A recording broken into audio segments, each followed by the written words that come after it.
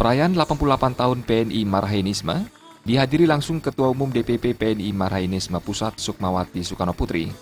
Kehadiran Ketua Umum disambut Ketua DPD PNI Marhainisme Provinsi Bali, sekaligus Senator asal Bali, Gusti Arya Wedakarna.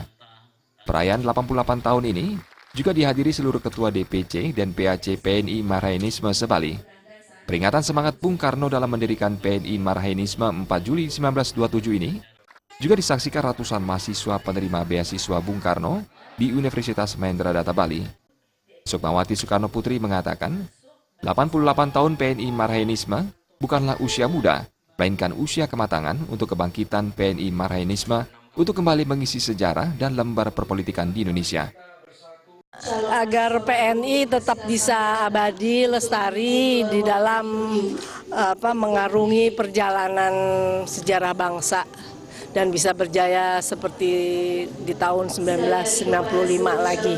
Target ke depan adalah agar bisa hadir di dalam sejarah bangsa Indonesia lagi dengan berjaya, bukan hanya sebagai partai 0, tapi partai yang betul-betul partai massa.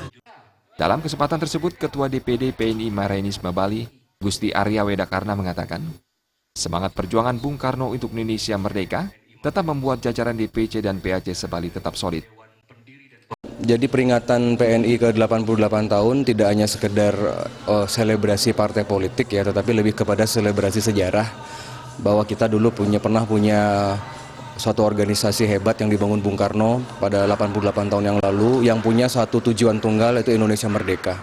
Sekarang solid ya, DPC kita masih ada, PAC kita masih ada di kecamatan, dan bahkan saya seluruh ketua DPC saya angkat menjadi staf khusus saya di PNI di DPD RI, kemudian masih solid ya, karena saya tidak mau melupakan sejarah ya, jadi saya menginginkan ada suatu kelanjutan, dan ini tinggal bergerak aja, tinggal komando saja. Peringatan 88 tahun PNI Marhainisme juga diisi penandatanganan prasasti di Tugu Proklamasi Anjungan Bung Karno, Taman Nusa Bali. Ratusan calon mahasiswa Universitas Mahendra Data Bali, penerima beasiswa Bung Karno, dalam kesempatan tersebut juga diberikan pemaparan serta motivasi menjadi generasi cerdas yang tangguh dan tidak pernah melupakan sejarah.